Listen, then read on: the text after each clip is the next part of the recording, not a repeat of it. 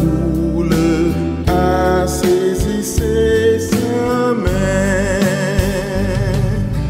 Oh, quel beau jour, sauveur fidèle, quand nous appuyons sur ton bras, dans la demeure paternelle, nous porterons nos pas. Oh, quel beau jour, sauveur fidèle, quand nous appuyons sur ton bras, dans la demeure paternelle, nous porterons nos pas.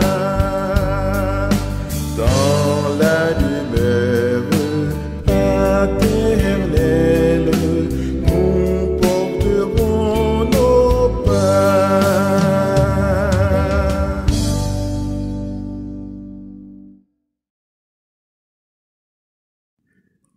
Bonsoir à vous tous, dans le nom précieux de notre Seigneur Jésus-Christ.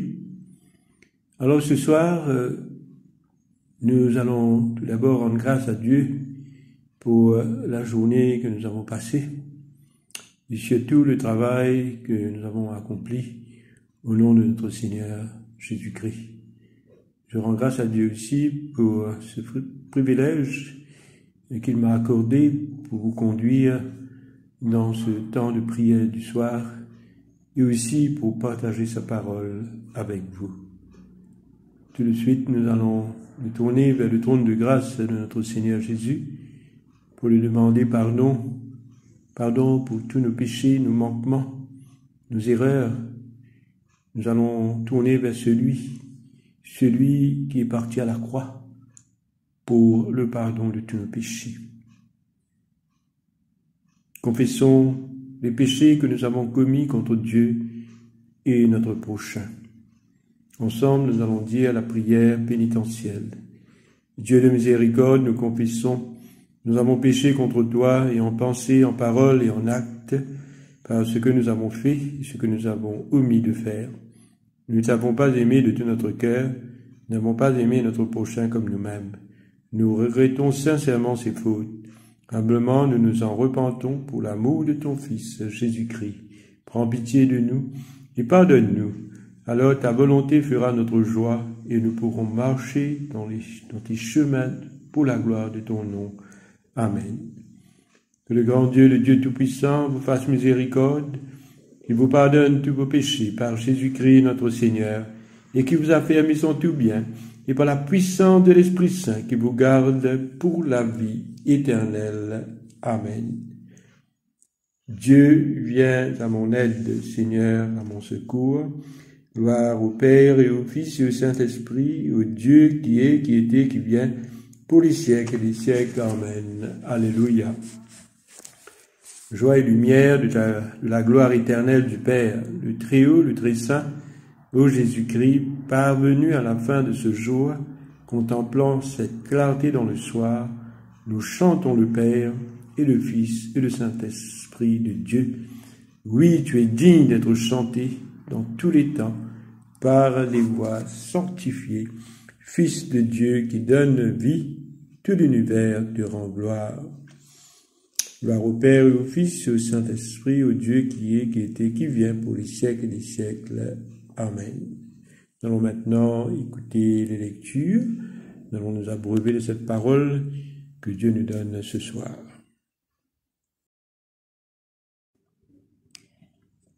Écoutons et méditons les psaumes 61, 62 et 64. Ô Dieu, écoute ma plainte, sois attentif à ma prière. Du bout du monde, quand je n'en peux plus, je t'appelle au secours. Conduis-moi au rocher que je ne puis atteindre. Tu as été pour moi un sûr protecteur, une tour fortifiée face à l'ennemi.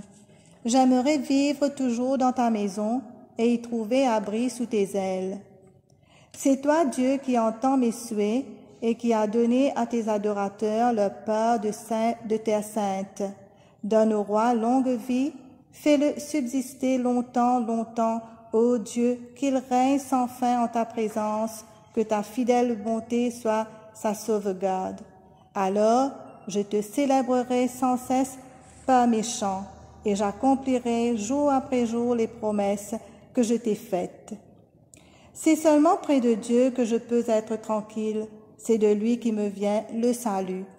Lui seul est le rocher, la forteresse où je peux être sauvé. Avec lui, aucun risque de faiblir. Jusqu'à quand vous unirez-vous pour assaillir et abattre un homme, comme on abat un mur qui penche ou une clôture branlante? Vous ne pensez qu'à lui faire perdre sa place. Vous plaisez à mentir. Des lèvres vous bénissez, au fond de vous-même vous maudissez.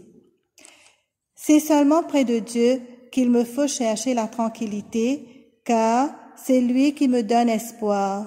Lui seul est le rocher, la forteresse où je peux être sauvé. Avec lui, pas de risque de faiblir. Mon salut et mon honneur reposent sur Dieu. Mon rocher protecteur, mon refuge, c'est lui. Vous qui êtes là, fiez-vous toujours à lui, confiez-lui ce qui vous préoccupe. Dieu est pour nous un refuge. Les humains, du vent, rien de plus. Les hommes, rien de plus décevant. Sur la balance, à eux tous, ils ne pèseraient pas lourd. Ne vous fiez pas aux méthodes violentes, n'espérez rien de ce qui est pris de force. Si vos ressources augmentent, n'y accordez pas d'importance.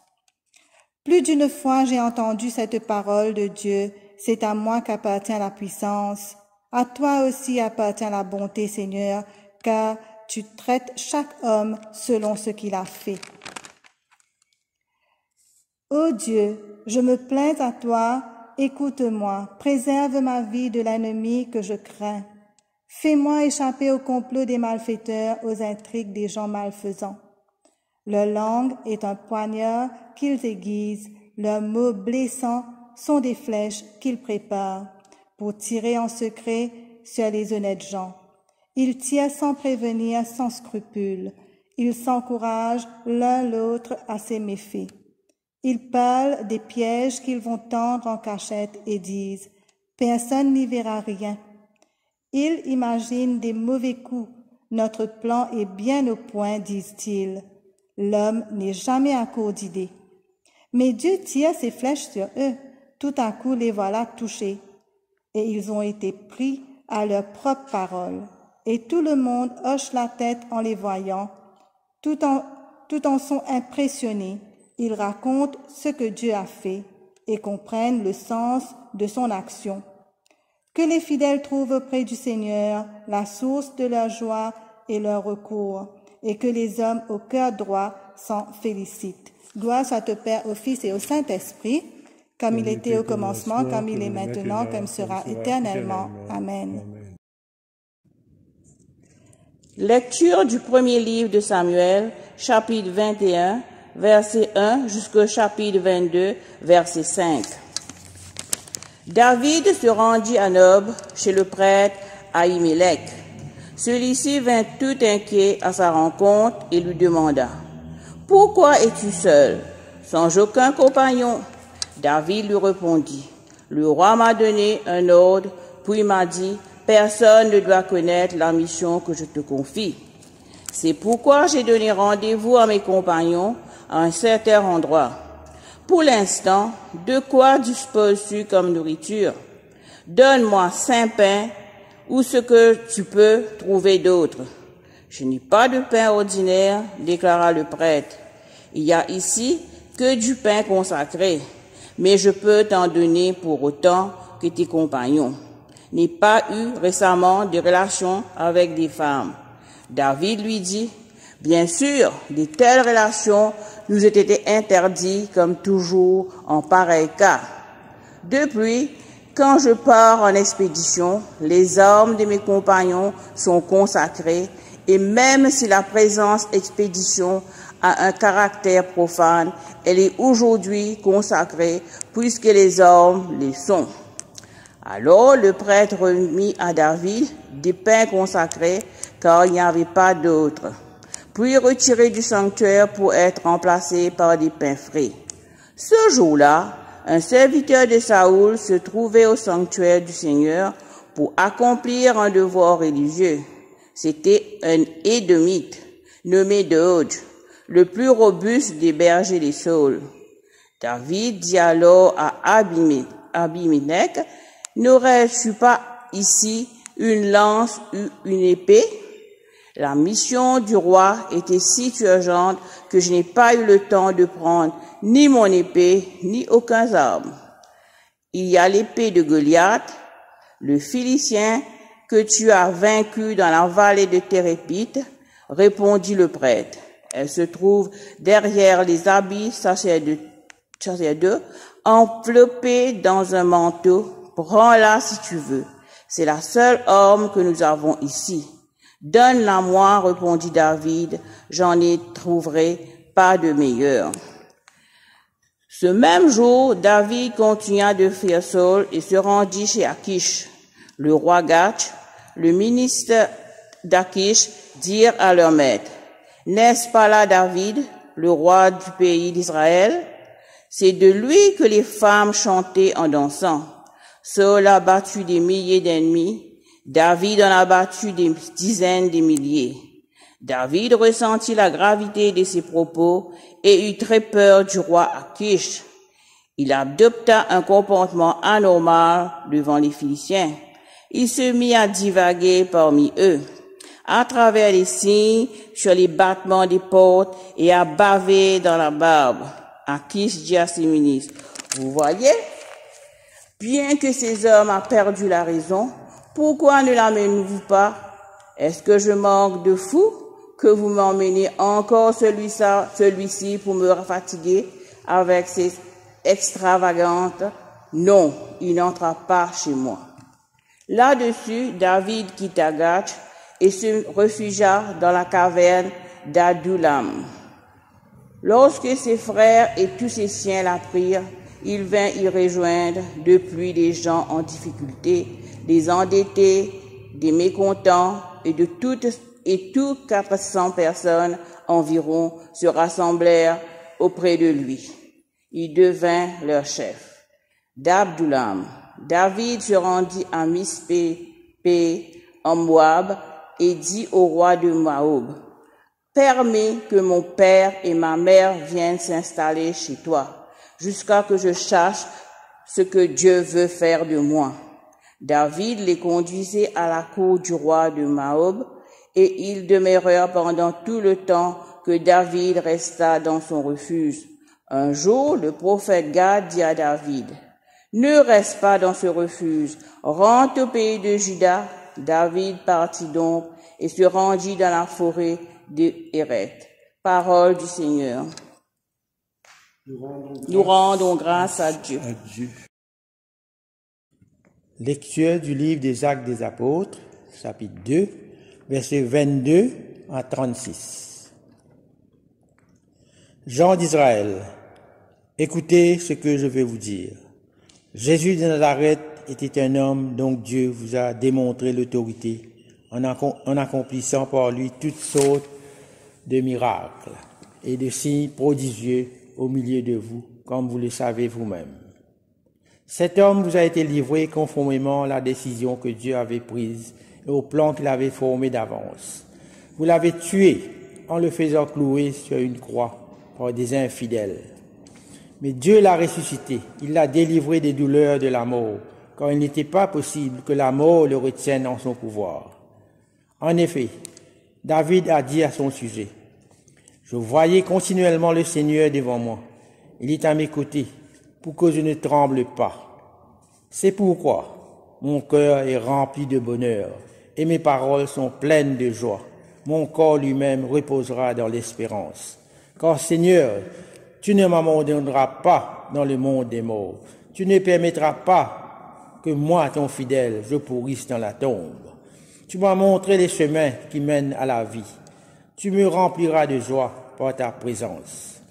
Frères, il m'est permis de vous parler très clairement au sujet du patriarche David. Il est mort et il a été enterré et sa tombe se trouve encore aujourd'hui chez nous. Mais il était prophète et il savait que Dieu lui avait promis avec serment que l'un de ses descendants lui succéderait comme roi. David a vu d'avance ce qui allait arriver. Il a donc parlé de la résurrection du Messie quand il a dit « Il n'a pas été abandonné dans le monde des morts, et son corps n'a pas pourri dans la tombe. Dieu a relevé de la mort ce Jésus dont je parle, et nous en sommes tous témoins. Il a été élevé à la droite de Dieu, et il a reçu du Père le Saint-Esprit qui avait été promis. Il l'a répandu sur nous, et c'est ce que vous voyez et entendez maintenant. Car David n'est pas monté lui-même au ciel, mais il a dit, « Le Seigneur Dieu a dit à mon Seigneur, viens siéger à ma droite. Je veux contraindre tes ennemis à te servir de marchepied. » Tout le monde, tout le peuple d'Israël doit donc le savoir avec certitude. Ce Jésus que vous avez cloué à la croix, c'est lui que Dieu a fait Seigneur et Messie. Parole du Seigneur. Chers frères et sœurs en Christ, nous vivons dans un temps actuellement où nous ressentons vraiment cette insécurité autour de nous. Mais cependant, nous avons à ressentir constamment cette protection de Dieu sur nous. Mais cette protection de Dieu viendra quand nous sommes sûrs et certains de la présence de Dieu en nous-mêmes. Dans Romains chapitre 8, verset 31, l'apôtre Paul nous dit ceci: « Que dirons-nous de plus? Si Dieu est pour nous, qui peut être contre nous ?» Dieu le Père se présente aussi sous des traits maternels. Il est là pour nous protéger, comme si, allons dire, sous ses ailes, il nous protège, sous ses ailes, et aussi, en tant que ses enfants, il faut que nous puissions partir vers notre Dieu chaque fois que nous sommes inquiets. Et parfois nous sommes même déstabilisés ou même menacés. Alors nous avons à vivre constamment sous les ailes de Dieu. Et dans le psaume 91, le psalmiste nous dit: « Celui qui se met à l'abri du Dieu très haut se repose à l'ombre du Dieu Tout-Puissant. » En Dieu seul se trouve la sécurité absolue. En Dieu seul se trouve cette sécurité dont nous avons besoin aujourd'hui. Alors, nous voyons que la médecine moderne souligne l'importance de l'humilité. Cette humilité, soit naturelle ou acquise, qu'on doit avoir pour nous protéger contre les microbes, les virus, les infections ou les maladies. Alors, plus important encore, c'est l'humilité spirituelle contre ce plus grand virus qui est, bien sûr, le péché. Alors, nous allons être immunisés par cette présence de Dieu en nous. Cette présence de Dieu qui va repousser, allons dire, toute forme de mal, toute forme de tentation qui vient de l'ennemi. Et cette immunité spirituelle vient aussi à travers une relation très étroite avec le Dieu trinitaire, Dieu le Père, Dieu le Fils et Dieu le Saint-Esprit. À travers les évangiles, nous voyons que le Christ, durant son ministère terrestre, avait toujours eu cette relation étroite avec son Père. Surtout quand il devait avoir, il devait faire des choix ou aller faire face à l'ennemi. Il passait tout le temps, beaucoup de temps, pardon, dans la prière, dans le dialogue avec son Père. Il parlait. Alors, ce soir, allons dire que notre Dieu, à travers le Christ, il nous apporte cette protection. Il faut que nous soyons sûrs de cette protection qui vient de lui. Et surtout quand nous faisons appel à lui, surtout quand nous avons confiance en notre Dieu, que c'est lui qui nous protégera de tout mal et de toute l'attaque de l'ennemi. Alors c'est bon de savoir tout cela, mais il faut que nous puissions aussi encourager les autres également à placer leur confiance en Dieu seul. Dans les moments difficiles, Dieu, il est là.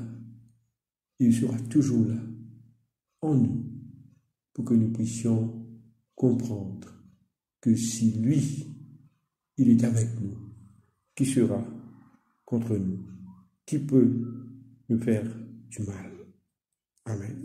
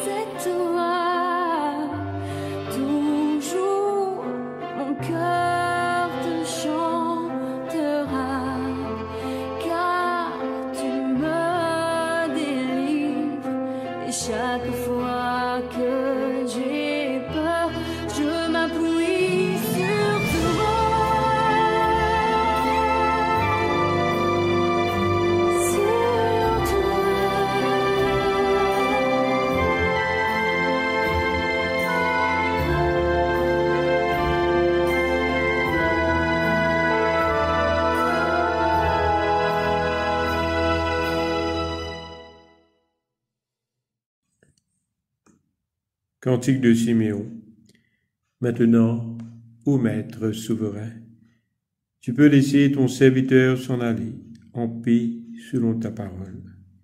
Quand mes yeux ont vu le salut que tu préparais à la face des peuples, lumière qui se révèle aux nations et donne gloire à ton peuple Israël. Gloire au Père et au Fils et au Saint-Esprit, pour les siècles des siècles. Amen. Nous ensemble disons le symbole des apôtres. Je crois en Dieu le Père Tout-Puissant, Créateur du ciel et de la terre, et en Jésus-Christ, son Fils unique, notre Seigneur, qui a été conçu du Saint-Esprit, est né de la Vierge Marie, a souffert sous Ponce Pilate, a été crucifié et mort, et a été enseveli et descendu aux enfers. Le troisième jour, est ressuscité des morts, est monté aux cieux, est assis à la droite du Dieu le Père Tout-Puissant, d'où il viendra juger les vivants et les morts. Je crois en l'Esprit Saint, à la Sainte Église catholique, à la communion des saints, à la rémission des péchés, à la résurrection de la chair et à la vie éternelle. Amen. Le Seigneur soit avec vous et avec votre esprit. Prions le Seigneur. Notre Père, qui es aux cieux, que ton nom soit sanctifié, que ton règne vienne, que ta volonté soit faite sur la terre comme au ciel. Donne-nous aujourd'hui notre pain de ce jour. Pardonne-nous nos offenses, comme nous pardonnons aussi à ceux qui nous ont offensés. Ne nous soumets pas à la tentation, mais délivre-nous du mal, car c'est à toi qu'appartiennent le règne, la puissance et la gloire, pour les siècles et les siècles. Amen. Invocation, série A. Fais-nous voir, Seigneur, ton amour, et donne-nous ton salut.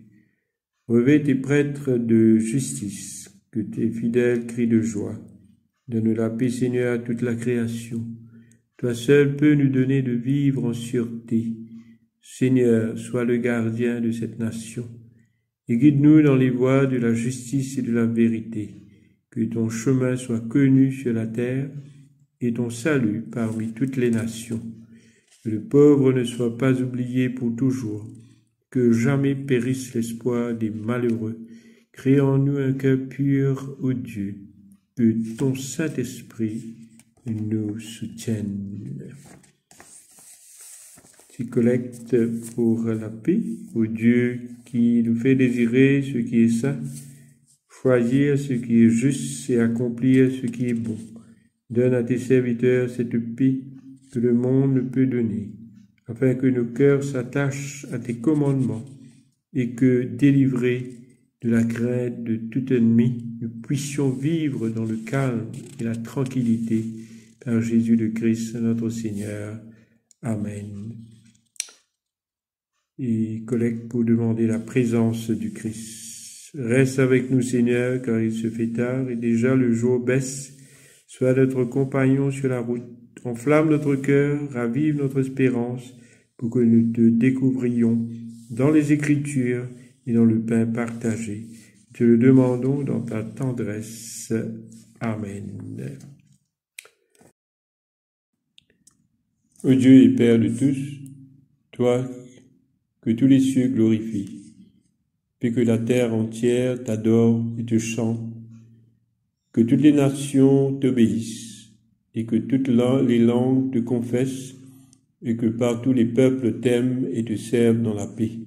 Par Jésus le Christ, notre Seigneur. Amen.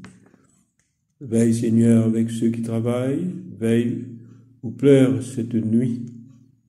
Donne mission à tes anges de garder ceux qui dorment. Prends soin des malades, Seigneur Christ. Donne le repos à ceux qui sont fatigués. Bénis les mourants. Soulage ceux qui souffrent. Console les affligés. Et préserve le bonheur de ceux qui sont dans la joie. Nous te le demandons par ton amour. Amen.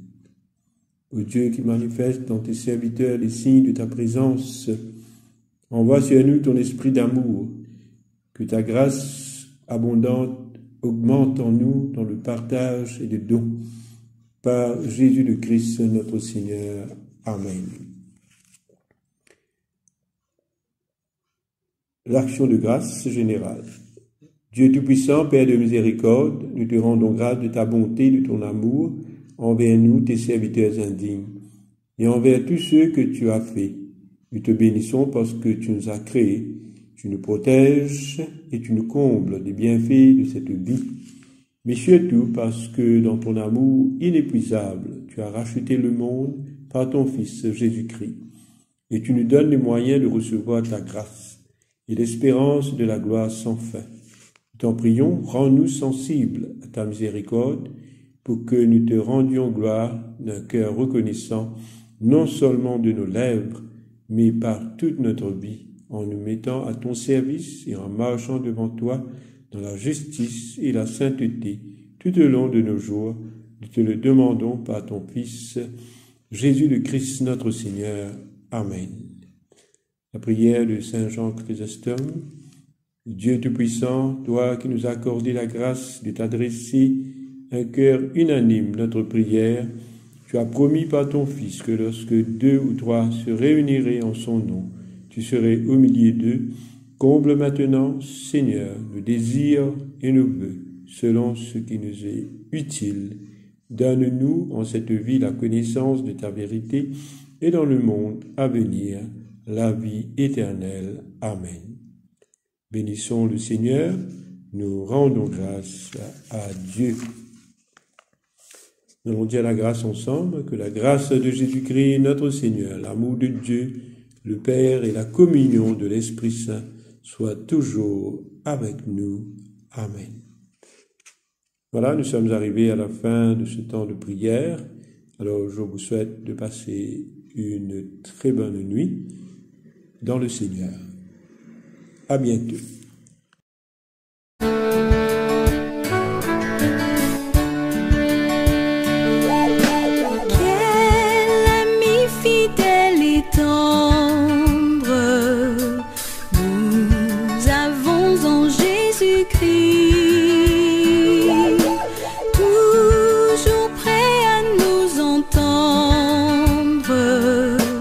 À répondre à notre cri.